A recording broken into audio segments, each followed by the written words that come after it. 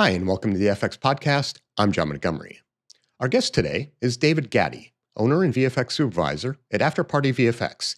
He's on the show to talk about his team's use of AI and ML-driven facial replacement techniques for the series Etoile. Now, this is a cracker of a podcast, in my opinion, and I think you'll really enjoy the discussion. The core challenge was taking the performances of professional ballet dancers and replacing their faces with those of the non-dancer lead actors in the series. Gaddie explains how traditional deepfake approaches were insufficient, so he developed a custom machine learning pipeline trained with curated facial data. There's really a lot of great information in the chat, and they cover a ton of subjects concerning machine learning and AI. So let's go ahead and cross to that conversation now. David, thanks so much for joining us. We really appreciate it. Nice to be here.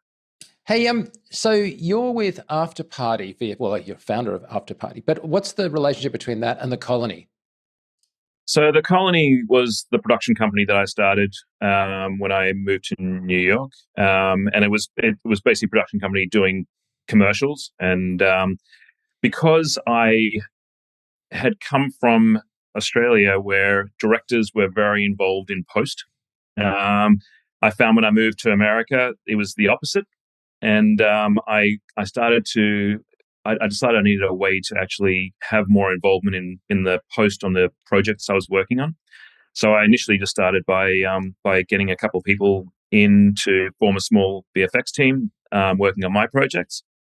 And then because of relationships with other producers who are friends of mine, that sort of grew into us doing more VFX for series and for films, and we're currently doing more of that than commercials. Yeah, because in the Australian system, of course, the director sits right there in post right the way through. In America, I was stunned also when I discovered that directors were hired to shoot stuff and then somebody else sort of finished them at the commercial level. And yeah, it's a very different model. So how did you get involved with Etoile?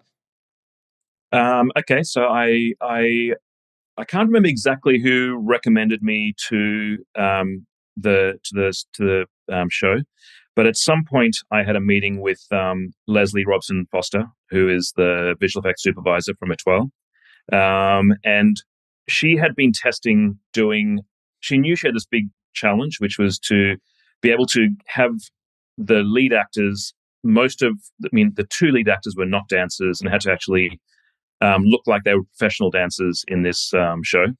And she had solved that problem. And her initial thinking was that she was going to use sort of conventional 2D, get the actor to do it once, get the dancer to dance, and then track faces onto the dancer. And she was in the middle of setting up a test for that. And she asked me if I thought we could do a kind of more AI deep faking kind of approach. And I was very keen to say yes, but I was very skeptical myself. Had you done a bunch of that work? Is that why she'd asked you? I did a show called The Girlfriend Experience, season 2. And on that show we had done, it was in the very early days of deepfakes. And we attempted it because the character in that show was was supposed to have created a digital clone of herself. So as a kind of metaphoric way of showing the digital double, we deepfaked her and had a digital double in that show. So I'd done a little bit of experimenting. We'd done it on that show. It was really difficult to make it production level with the tools we had at the time. But I'd kind of almost given up on the technology until about a year and a half later, when I started experimenting again, and that kind of coincided with the call from Leslie. Okay, and when you were experimenting, that was just sort of like for your own benefit, effectively, right? Not on a show. It just sort of happened to be great timing. Is that right? Yeah, I mean, I think it was great timing. I had seen the potential of the technology, but I hadn't found an opportunity yet to actually do something. Because what's fascinating about this is that obviously the principal showrunner is Amy Sherman-Palladino, or ASP to her fans, and her husband Daniel, of course. But they'd done Bunheads in 2012 or 2013 or something, right? With a character then, it was Michelle, I think it was, at at a dance school. So that was like the sort of senior creative showrunners, and I think Amy ended up directing a couple of episodes. They'd done something like this that had faced this similar problem, but I hadn't actually realized until I sort of dug into it that ASP herself was actually a dancer, or at least she was trained as a dancer. And I think at one point in her career, she had to choose between going for Cats and becoming a writer on Roseanne, and she chose the writing path. So it's not as if the senior creative team are going to let you off the hook over any of this, right? Because at every level, these people really understand dance. Yeah, and I think at the test we did, I think the decision was made during that test. The choreographer looked at the two tests, the 2D face test and the AI test, and her response was the AI test was the only one that looked like a real dancer. So something about the way it transferred, something about the way everything kind of worked. The actor being digitally transferred using the AI looked like a real dancer dancing, whereas the other technique looked like something that didn't feel quite right. Yeah. So to make matters worse, if that wasn't hard enough that everybody can really know exactly what they're looking at, the style of the show from a cinematography point of view is very much to not be fast cutting in these sequences. There are like very, very long shots with lots of complicated movement. Like that's like you weren't just trying to do a shot, you were trying to do killer shots. Yep. Some of them were a minute long or very close to a minute long, which was very challenging. I think if anyone listening has experimented with deepfakes, and I don't like to use the word deepfakes because I think what we do is kind of the opposite of a deepfake in a way. It's funny that you should say that. The way I've characterized it is I think that there's this technology, I call it neural rendering, which is neither good nor bad. There's a phenomenon of using that technology, which is deep fakes, which is, I think, generally in the population considered to be a negative thing. So in other words, revenge porn. That's not the technology doing anything inherently itself. That's somebody as a bad actor kind of using it. So I totally agree with you. The term deep fakes has a lot of negative connotations, but your use of the technology is beautiful. Your use of the technology is, allows a story to be told, right? So it's not a deep fake because it's not that negative phenomenon. No, I think it's the opposite. I think the thing that I find really exciting about it is you couldn't have done these shots without the technology. Yeah. I think we did use a bunch of things to make some of the shots work. Some of the shots had to use CG. Some of the shots had to use a combination. But you just couldn't have done it without the technology. And I think the really interesting thing is with this technology, you can actually start on a moderately tight shot of a character, follow the shot from that person delivering a performance into them doing a full dance sequence and coming back to the character and make that all invisible. And you couldn't do that without the technology. Yeah, I think also you've just touched on a really significant point that's the other problem, which is there's assumption, I think, by people that aren't in the industry, that when we talk about AI, it's a single button press that solves a problem. But of course it isn't. And so what you are is presented now with a new tool in the toolbox, quite literally. But no one wins any praise from the audience or even any Emmys if you somehow work with one hand tied behind your back, only using one technique, right? So why wouldn't you use new compositing, 3D, anything else that traditional roto, whatever it was, because you're interested, as I say, as an audience member in the story, and really they should never actually stop and even think how you did the shot. Yeah, I think the interesting thing is when we started working on the show, it was just before the SAG writer's strike, the writer's strike and the SAG strike. And there was all that conversation about AI, and we were in the middle of doing a show where we had done all our testing involving using AI. In fact, we were so worried that there was going to be so much backlash that they would at some point decide they couldn't use the AI. I think what we were thinking at the time was that the people who were panicking about AI weren't people who actually were using the tools, because there's nothing about stealing the actors' jobs or about doing something that would infringe on the actors' what they actually do as actors. It was actually about trying to help the actors have tools to do more interesting performances they couldn't otherwise do, and act as like a tool to help the actors, and they were in control of it. So Yeah, it was kind of an interesting moment, and I think it's a great. I think it's a great moment for actors that these tools exist. Yeah, I mean, I think there are legitimate concerns with the technology, as you know, because of like the classic kind of nature of what you can do. And as we said before, people have used the technology negatively.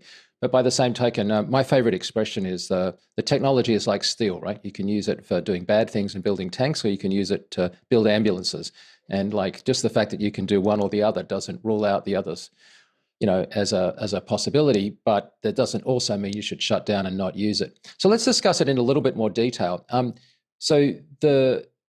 really pulling no punches when I say like the critical thing about this, because these are long shots, but also because in some of the cases, the lighting is very unforgiving. Like in other words, you can really see the expressions on the faces of the actors. And of course, ballet is inherently both movement, but the performance of the face of the dancers. It's important that you keep the performance that they're giving, because if you do a half-assed job, which you did not do, then my attitude is, instead of us thinking that's not good tech, we're going to think that actor or that dancer can't act. Do you know what I mean? So you're dealing with the very sort of livelihood of the individual when you're addressing one of their principal tools for communicating to the audience, which is their face. So talk to me about how you kind of tried to make sure that when you put a face on a different dancer, that you were maintaining the authenticity of the performance. Okay, so there were two key tools that we used, right? And I think if people have played with training AI models, this will make sense. If you haven't, this is kind of a little bit like magic, right? When you work with AI, it's not like VFX where you go, okay, I'm going to set a look, I'm going to set a pose, and we're going to go from A to B, and this is the animation, or this is what we're going to try and do. With machine learning, you actually have to coax the model to do what you want by giving it the data that you want, right? So the first and most important thing we did was, when we trained our models for the faces for the character, we broke things down into what is the data set we have for the whole character for the whole show. And that's kind of the broad data set. Then we went, what is the data set we have for the actual scene? And then if we needed to, went, what is the data set for this exact performance moment or lighting moment? And I'll explain this in a little bit more detail. But if you have the actor actually performing the scene as best as they can in the lighting, and in as close to the lighting as possible, and we bring that into the data set, then the AI model will try and reproduce that actor's performance when we put it onto the dancer. So when I talk about this, we experimented with a lot of different models. The model that we settled on was one that did a really bad job at making up stuff. It was really good at reproducing what we gave it and nothing else. So by kind of by getting the right performance and putting only that data set into what we trained the models with, we forced the model to only deliver the performance that the actor gave us in that data set. So it was kind of like, it's almost like I kept saying to Leslie as we were going that it's kind of like baking a cake. It's not like doing normal VFX. You kind of put the ingredients in and you taste it, and if it's not quite right, you've got to kind of add more ingredients, and you get it to a point where it all kind of just becomes the thing you want it to become. Yeah, the data, it needs to be curated, and the data becomes performative. I mean, it's not more is good. Like, people think that you just give them more data, it'll do better. But also, I think what's interesting what you just discussed is there's actually kind of dimensionality to that problem, because in one dimension, you have its ability to infer a different expression that's off the performance. But you do want it to infer the right lighting, the right head, orientation, the shading on the face, like a bunch of specularity highlight things. And of course, you never deliberately tweak specularity as a variable like you would in 3D, but nevertheless, you want it to sort of interpret, if you like, I like using the word infer, in many aspects in one dimension, but not a lot in the performance of the facial characteristics, if that makes sense, in another.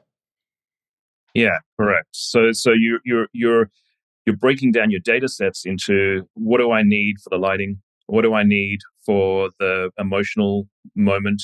And what do I need for the angle? And we definitely did have a lot of data. So, on set, I worked with Leslie, who was on set as the supervisor. She basically had her team photographing the dancers and the actors as they came off a take. They went in and filmed the whole sequence with the actor in the scene, moving through the lighting setup. And what was really important was making sure that we actually got the full performance from the actor when they walked through those scenes, because then those captures became critical to getting the nuance of the performance that we wanted. Can I just clarify that? So you've got a dancer who, like in episode 1, she's going out a door and coming back into the room and like moving around. And now you're trying to get the data capture for that. Are you getting an actor to move far away from the camera and close again, or are you trying to get all of those variations in position relative to the camera, but with her relatively close, speaking to the lens? We covered all bases. Right. So we had I think there were 3 people on set with cameras on different lenses, grabbing whatever they could from whatever angles, as the actor walked through the full sequence. So in that situation, the Steadicam, after doing the take with the dancer, followed the actor, who walked through the scene as best as she could, doing the full moves as best as she could, going inside and outside, keeping a full performance. And that was our major data set.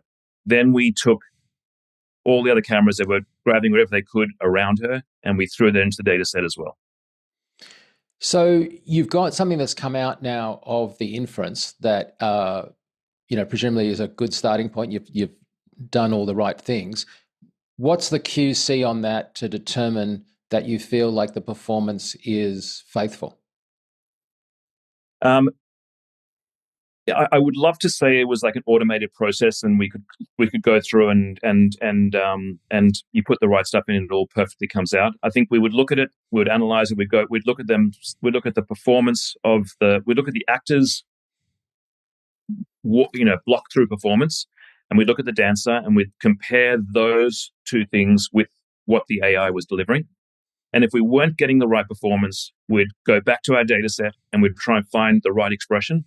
And we would put lots more of that data in there and pull out other data that might be throwing in the wrong direction, and keep steering the model in that direction as we trained it. Often often there are sort of a couple of really big catch-alls. I'm going to mention 3 if I can. The first of them is just Eyeline, because in the inference of the face, it doesn't get the eyes looking exactly right. And we as humans are so incredibly attuned to the convergence of the eyes on a point rather than looking sort of vacantly off kind of thing. Did you ever go back to sort of doing manual eyes or adjusting them, or did you have any special eye adjustment tools? We did, and we do, and we only adjust the eyes a couple of times. It's interesting. The close-ups all worked. I think we were careful enough about getting our training data from the right angles to make the swaps work. The trickier shots were the wide shots, and it's kind of counterintuitive, right? You kind of think wide, you can't tell, it should be easier, but when it's wide, you don't have the pixels. The detail that the system needs to be able to train properly is lost. So we had to do everything we could to try and get detail in the wide shots by upscaling everything before we put it into training. We upscaled. We took all our plates, we scaled them all up, and kind of worked on a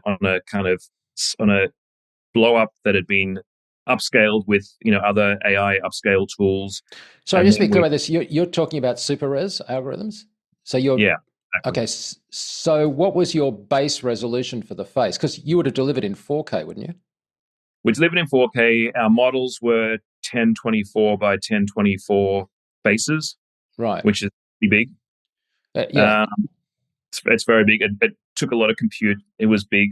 NVIDIA must be your friend. Yeah, they must be. Whoever, all the data centers we paid would have been very happy with us on the show. Because we did a lot of shots. I mean, I think there were well over 100 shots, and some of them were very long.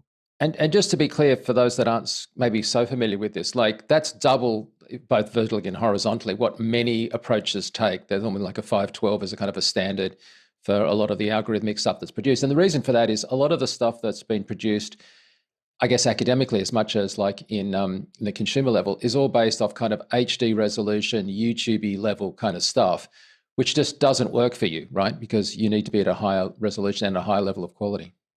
Yeah, and a lot of things. I mean, if you think about, a lot of the sort of standard generative models, like Sora or Bayo or any of those things, they're only outputting 8-bit videos as well. And I was going to get to color space, but yeah, absolutely. Yeah, so all those things would have been a problem with what we were dealing with that huge amount of, especially once we got into the stage stuff and people were under spotlights, the lighting differences were so enormous that there was a whole new challenge that we had to try and deal with. So what was the bit depth that you're working with? And did you do any AI interpolation? Because there are algorithms to try and get from sort of SDR to HDR. There are, but no. We were working in. Everything we did was 16-bit. So we used a bunch of tools, but for the main tool was our own sort of custom version of the face swap open source that we modified for our purposes. That has an 8-bit in, but it works in 32-bit space. We had to adapt it to get 32-bit out. And to deal with the 8-bit input, we brought in our footage. We took our footage and we broke it down into dark passes, medium passes, and light passes, and we brought that all into training. So everything we brought in as multiple color kind of scaled layers, and that eventually trained into one model that could handle the lighting. Okay, I hadn't heard of that before. So it sounds almost like you're going to the days that we used to do an 8-bit LUT into a sort of a 32-bit file, and then you'd pick the right 8 bits and it worked well. And if you weren't skilled in the art, you buggered it up. And so were you doing sort of like effectively, I don't know what the right expression is, it's almost like color slices into the full color space to get the gamut that you needed? That's what I was doing. Yeah, and right. and I'm in the middle of getting this. I'm in the middle of adapting the same model to be able to take higher bit depth in, but nothing at the time was built that way. And we just started, so we just kept going with how we were doing it. But it all worked out. But it did mean we took every clip, got broken down, and we had a formula we used, and we brought it in these different sort of color slices. Well, having now covered off on the second point I was going to say, the third one is things obscuring the face, right? And here, boy, did you have a couple, not least of which is the obvious ones like hair and hands that are passing in front of the ballerinas' faces. But also in that same category, I'd lump kind of motion blur and artifacts of the filming process. They could be, I don't know, lens flares, a bunch of different things that would affect some of those I guess, are kind of old school problems, but still, even if you roto a hand that's partially obscuring a face, you still have to get the unobscured part to be not only looking good, but consistent and not sort of popping. What was the approach there? If anyone listening has experimented with face swapping tools, you'll know that obstructions cause instability no matter what. So you have even if you rotoscope the hand out and you train and you swap without the hand, it still gets a little bit freaked out when obstructions go through it. And on a show like this, you've got people crossing constantly. It posed probably the biggest challenge. I think I'll go back one step because we solved a few things in one kind of key step. When we did the first test, and I thought it wouldn't work way back, the one idea I had that was my kind of my thinking was this is the only thing that'll make it work was to ignore all the standard face swap machine learning face stabilizers and find a different way to stabilize that worked in a 3D in a 3D space. So I took our faces, I took the scans we had of the actors, and I match moved all the heads. So every single shot we used for training and for converting was 3D match moved.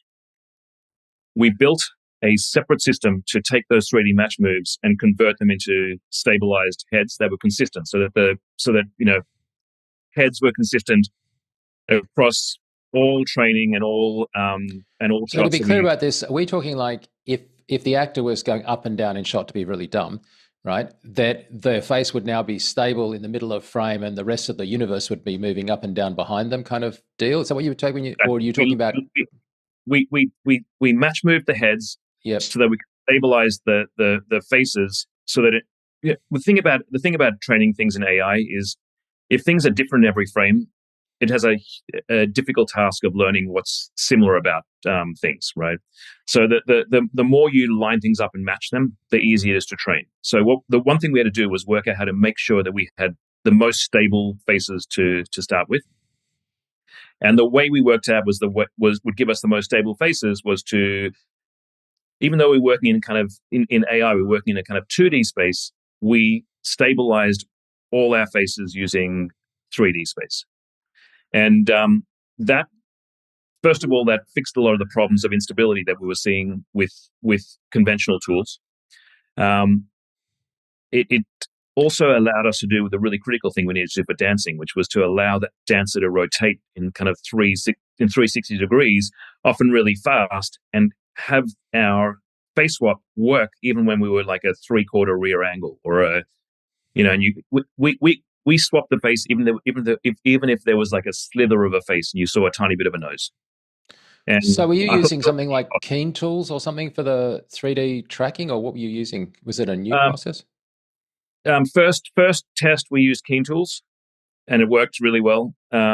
After that, we ended up outsourcing the match move. So I'm not sure what the outsource guys used, but yeah, it was like Keen Tools. It was an object track. We didn't worry about tracking the scenes. We worried about just tracking the faces, the faces, or the head geometry as an object. Yes, yeah, getting a good head track, because there are some beauty pipelines that then take that and basically take the flat UV and then try and work on the flat UV and then re-put it back in.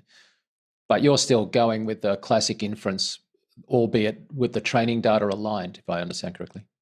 Yeah. So, and I did do experiments with, I did do experiments with using, like, taking that 3D data and flattening the face out and training it that way, but it did not work. So yeah, the inference model certainly liked the face being not being stretched out, but being an actual face as it is in normal screen space. David, I don't know if you'd agree with me, but some of the trouble with this stuff is the language that we use, because we're using these words like it learns and it understands and blah, blah, blah. But of course, it doesn't do any of those things. It's just a bunch of numbers. And so from the computer's point of view, we over anthropomorphize that it sees a face, but it actually just has pattern recognition and kind of identifies patterns in numbers and does stuff that infers probabilistically. And so you have to kind of think from the computer's point of view a bit more than the language, I think, encourages you to. Because what I'm hearing from you is you're setting it up so you're making that presentation of numbers to the computer more mathematically likely to come off, as opposed to saying, but surely you can see the face there. It's clear as day on the left of frame. Yep. No, that's it. And I think that's the biggest learning curve going from traditional VFX to this kind of machine learning aspect of what we were doing, is that you have to think about things not as a specific, but as a set of data. And what we became was kind of chefs of data. It's like the computer is not that sophisticated. It's not that it's all it's doing is taking patterns of data, and gradually, with the right data, it starts to learn a pattern of what something's supposed to do, and because it's learning patterns, you can change the output by changing what it sees and what it learns to be able to get the right output. I know we talk about whether it's learning or what that actually means, but I think it's about getting the data set to be aligned a certain way. And it's funny, like when you watch a training and you're looking at the curves that this is super technical, and you're looking at curves rather than looking at images most of the time. I'm kind of looking at the curves going, okay, the curves, things are starting to converge. It's learning, or it's not learning, or it's the curves going in the wrong direction. And you have to kind of put your data sort of scientist head on for a bit and think about what you're doing in terms of the data in order to get the creative result that you're looking at the same time. Yeah, as I say, I think the words that we use to somebody that's not in the art just make it sound like it's doing something far more intuitive than it is. Having said that, I think it's still like a miracle that latent space and stuff work the way that they do. I think it's marvelous, right? But having said that, yeah, you can't assume that it's a cognitive entity that's going to recognize a face just because it likes that person, kind of thing. Which, yeah, and I think I think people who work with machine learning, and I think machine learning is a kind of a better word than artificial intelligence, because artificial intelligence assumes that there's intelligent. Exactly. I think the people who work with it know the limitations, and it's, to me, it's like anything. When you see a magic trick, it feels like magic because you don't know how it works, and it's like it's just, you just see the amazing result. And I think when you first see all these things being done by machine learning, you see things that seem like they're just somehow magically creating things out of thin air, right? But when you're actually working with it, you start seeing the limitations. You start seeing what you have to feed into it to get the result. These are tools that have huge potential in the hands of smart creators who know how to control them. And I think my feeling is these are going to be great tools in our VFX pipelines that are going to let us do things we couldn't do before. And I talk to people all the time in VFX who are scared of what this means for their jobs, and I think that's a legitimate fear that everybody has. I kind of have a different feeling, because I feel like these tools could bring on the kind of golden age in a way for visual effects, because we can do more in visual effects now than we could before, and there's kind of suddenly more demand for things that you couldn't do that are more valuable in the whole filmmaking process.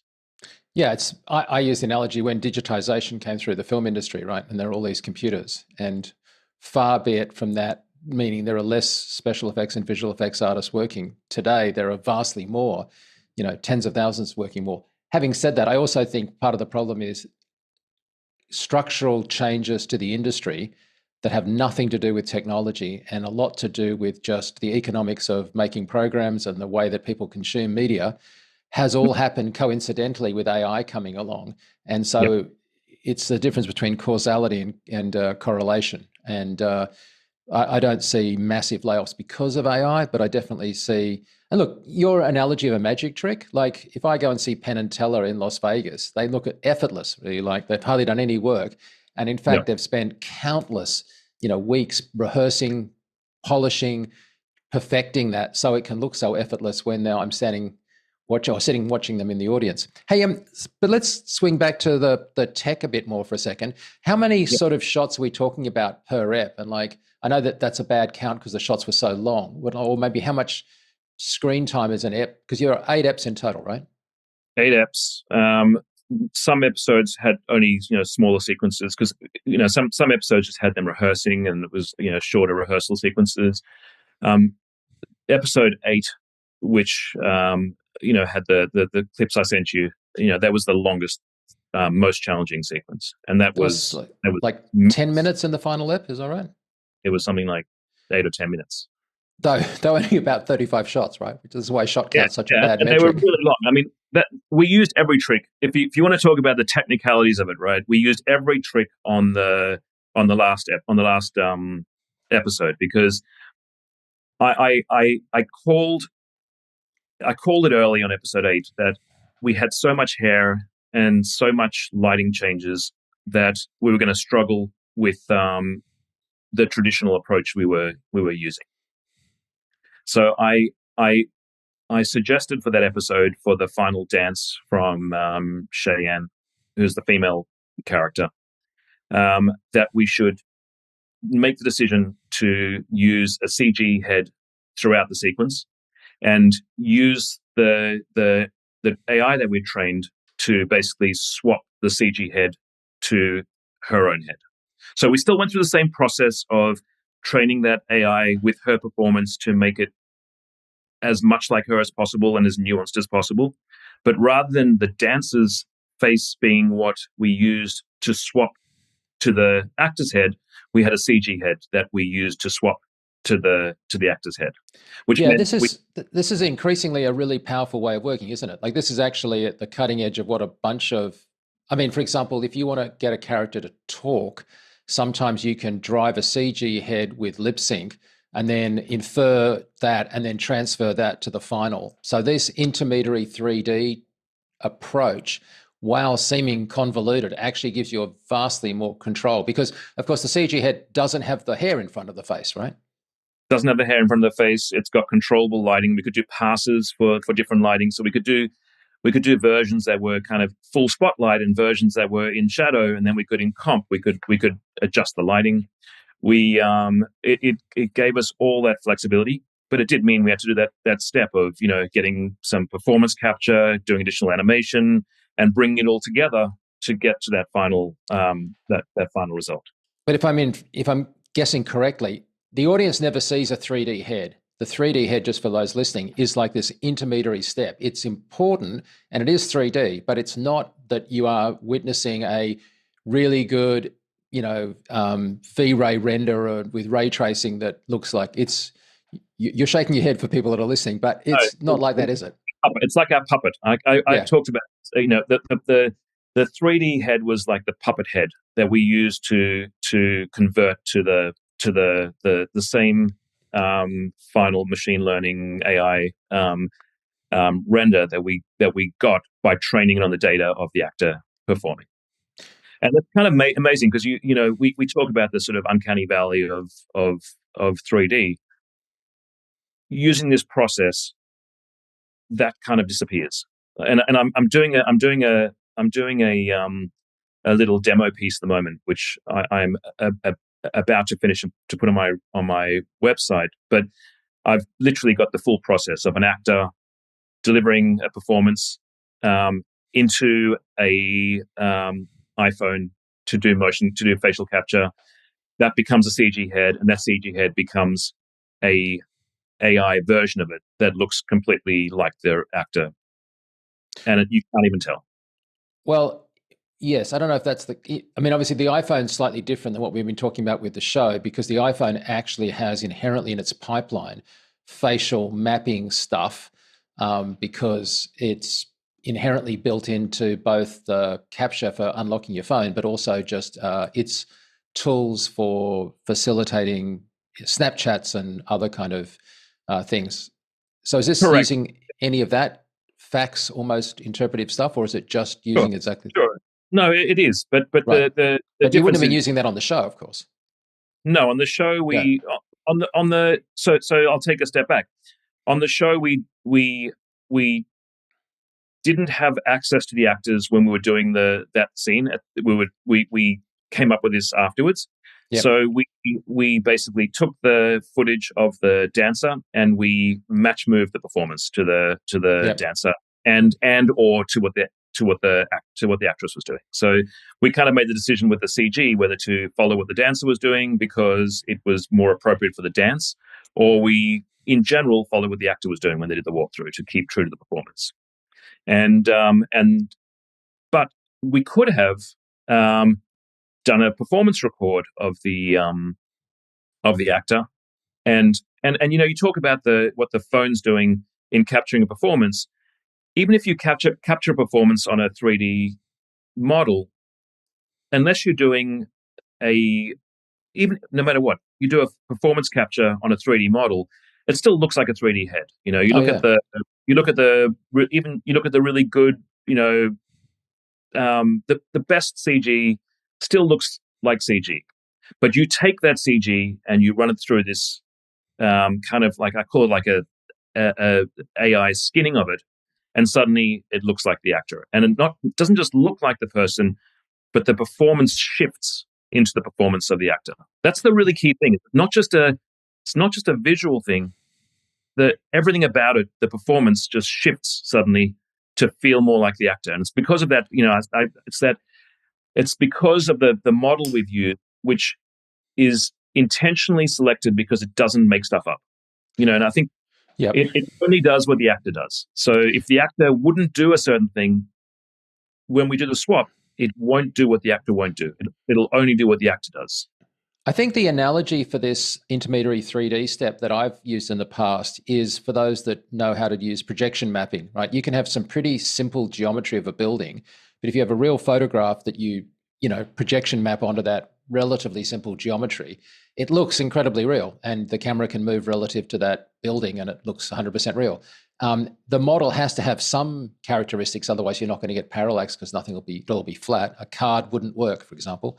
But by the same token, it's no way at the level that you've, have the detail that you would do if it was a full CG render. But again, in your case, the critical thing is, what is that final projection? What is that final inferred image that is faithful to what was done? Because at the end of the day, that's what's going to really matter the most. Can I clarify like the pipeline just in terms of broad brushstrokes? You said you were using remote rendering, so you were using like an AWS or something, or what was the powerhouse for that? I'm scared to say who I was using because Amazon paid the bill. But our pipeline's all in AWS. But for the machine learning, there were not enough. When you're trying to get the machines you need for some of this stuff, there are only a few people who've got them. So it's really searching around for enough workstations that have big enough GPUs to be able to handle the models we were using. How long was the training period? Because obviously the thing about this is training takes forever and then execution is often much faster. What was the sort of iterative time?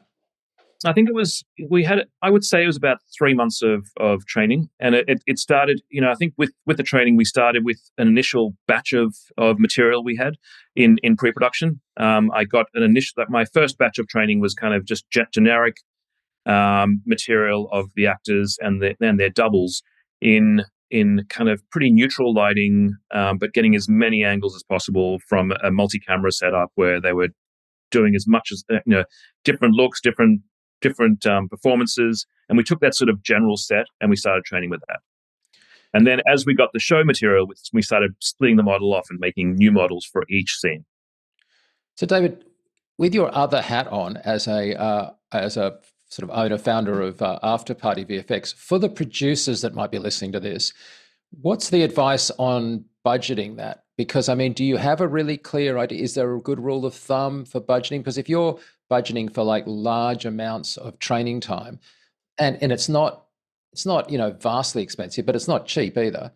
How do you predictively, as a producer, budget for that? Okay, so I think there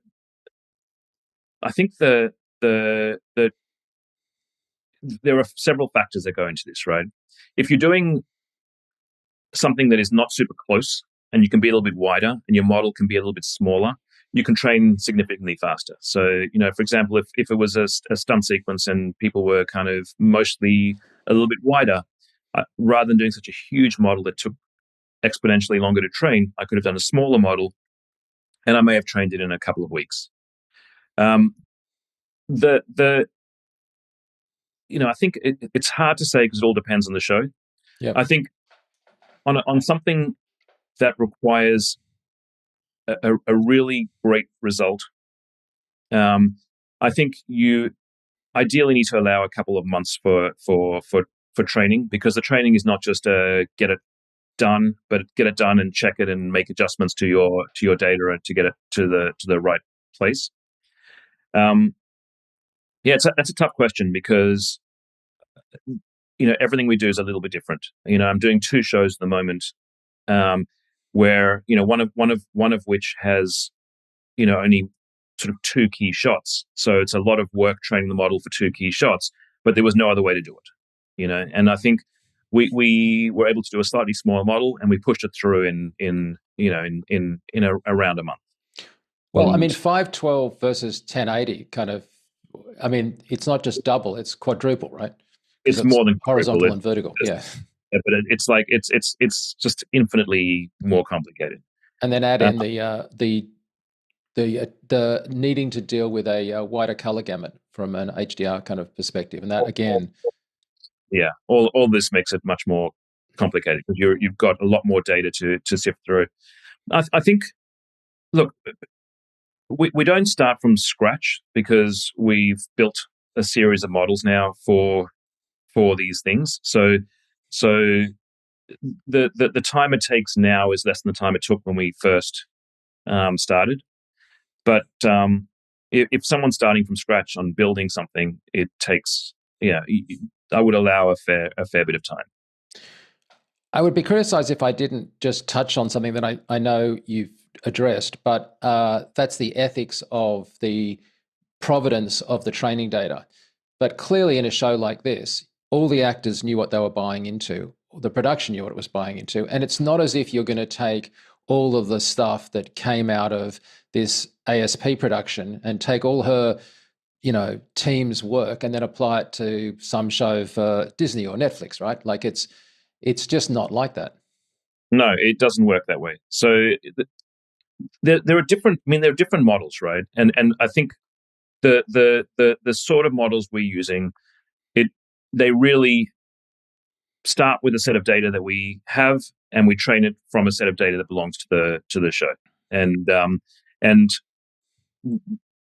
that's how it works. I mean, there is the reason I say we can train faster at a certain point is you do build up certain weights from a model that you can bring into a new model, but it's not starting with you basically have to start over, and you get a slight gain from having weights set from a previous model, but you're really starting with a fresh model.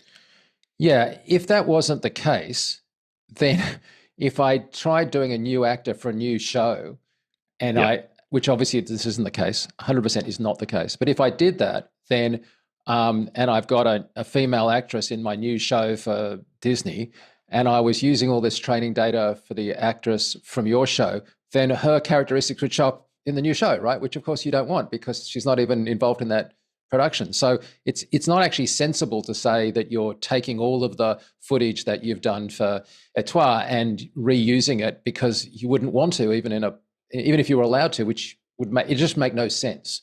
You aren't allowed to, and you can't. Yeah. You can't. I mean, it's interesting. Like the sort of controversy about and I'll go to sort of different models, right? Like the sort of big models that are being used for like things like Sora or whatever, right? That are trained, very controversially on kind of all videos and images that exist on the internet, kind of thing, right? That's very controversial because there's questions of like who gave permission for the use of the material, was it fair use, was it not fair use, and I think these are all legitimate questions, right? In terms of even those models, what ends up happening when they get used on a particular show is that big model gets kind of cordoned off, and a sort of offshoot model gets utilized that's trained on a limited set of data. Now, I'm not going to weigh in on the legality of that. It's being sort of dealt with in courts. But there's two questions. The one question is it morally okay to train a model on a whole lot of data versus is it okay to take the sort of style and artistry of somebody and reproduce it? And I think that's separate to the conversation of how do we get the data. The sort of what we're stealing is the separate yeah, we thing. could do an entire separate podcast on the discussion of what constitutes stealing versus what is a homage versus what is like a stylistic trend, right? And it doesn't stop with AI. It goes all the way back to to the art movement, right? And is like somebody who admires Picasso and starts painting in their style, stealing from Picasso. I'm not going to go there because it is a separate discussion, but I think it does illustrate one really, really important point, which you touched on earlier, which is this isn't one technology. The machine learning that you're talking about is not the same implementation, models, and approaches that OpenAI is using for ChatGPT. They're just not one thing. And people need to really understand that there are vast, vast differences between the different tools. Yeah, and for at least for the near future, I think the tools that are most exciting in the VFX world are these kind of custom tools that studios can build themselves to do things that you couldn't do before.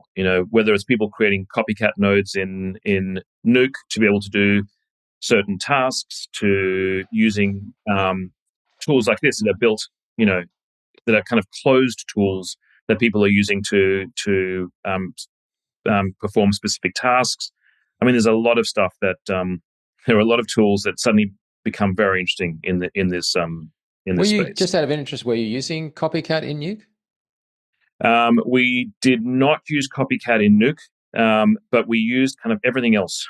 We used other tools for rotoscoping, not for final rotoscoping, but for training.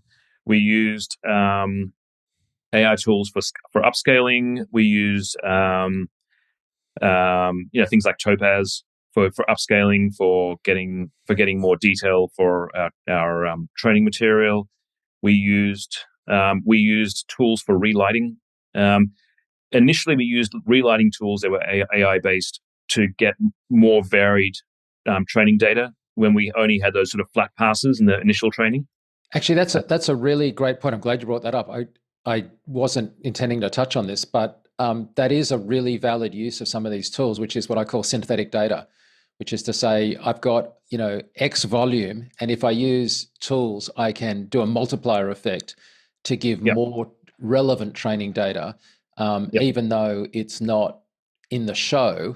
That synthetic data is completely valid for training purposes. And not only that, synthetic data can help you, to your earlier point, curate the data.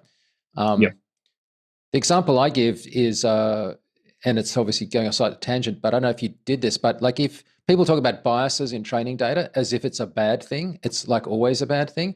But in fact, it isn't always a bad thing.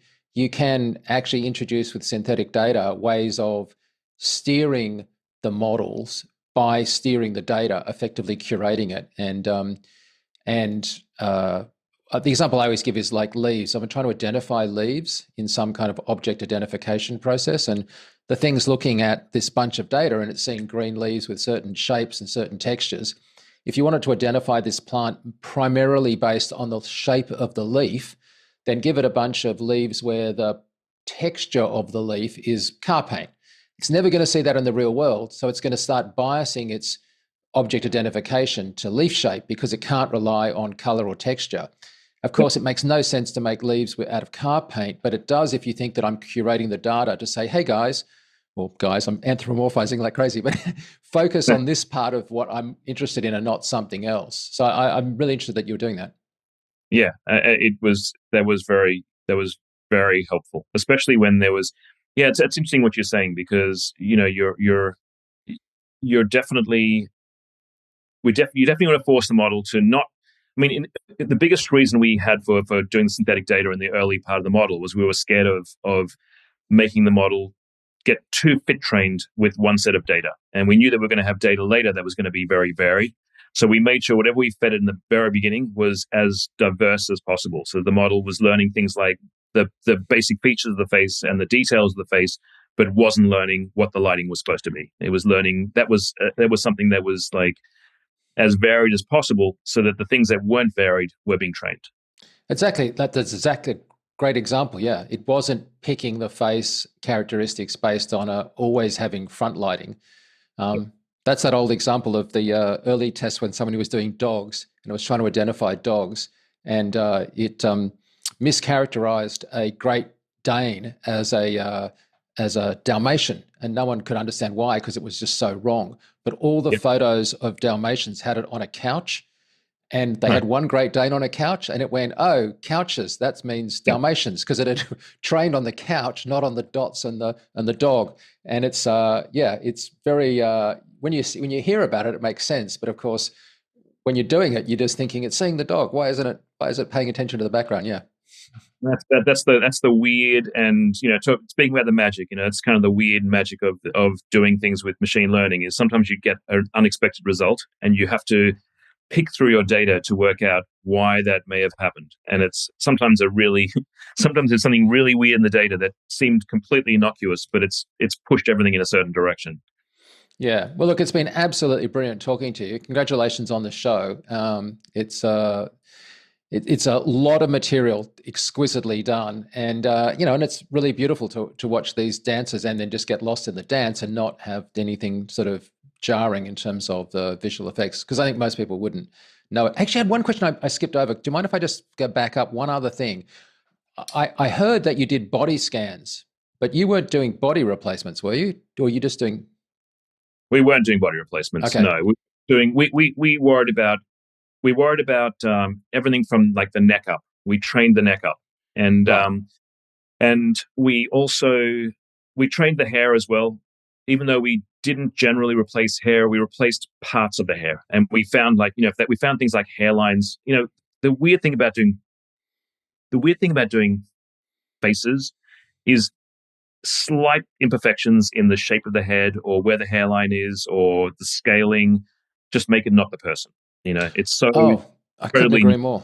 People assume it's the hockey mask, the sort of eyes, lips. But if the ears are wrong, if the silhouette of the head is the wrong shaped head, then it could be technically great on the hockey mask, and you're still saying, that's not that person. Which is why I think the widest shots were the hardest. The wider the shot, the more easy it was to tell if it was the wrong person. With the close-ups, you see the face and you recognize them, and it seems great. But when it's a wide shot, every single component had to be exactly right, and we spend the most time in the wide shots. I always say, if you doubt that, then see if you can identify your partner in a shopping center. I can see my wife at like vast distances because I just recognize her gait, her silhouette, everything about it, way before I would be able to see any kind of expression on her face. Yeah, I think these things are locked into our heads, and we just are so unaware. We always assume it's just the eyes and the mouth and the nose, but it's the whole package, isn't it? Yeah, and one thing I want to say as well, which I didn't touch on, I probably should have brought up earlier, was that even though we used all these machine learning tools, most of the time was spent compositing these shots. We had, I think we had these amazing assets we created with the machine learning and with the CG and everything else we had, but we had to then kind of reverse engineer the result from what these things produced to get to the final result that looked really good. And I think we had to kind of invent tools for relighting when the lighting didn't exactly match. We had to figure out ways of adapting the head when the result wasn't perfect, or adjusting the skull shapes, or adjusting the hair on the double when it didn't quite line up. So there was a lot of compositing from a really great compositing team to make it all work. So far from replacing a lot of people with AI, you actually created a lot of comp jobs and a lot of VFX jobs. A lot of rotoscoping, a lot of match moving, a lot of compositing. Yeah. Well, David, again, thanks. Really great talking to you, mate. Appreciate it. No problem. Thank you. Well, thanks, David, for taking time to chat with us. It was interesting to hear your perspective that while AI certainly has the limitations and requires a mindset shift from traditional VFX method, it has the potential to usher in a new era of storytelling in visual effects. I think the best thing to do is keep oneself informed and educated about what's happening in ML and AI for VFX, and that's what we're aiming to do here at FX Guide.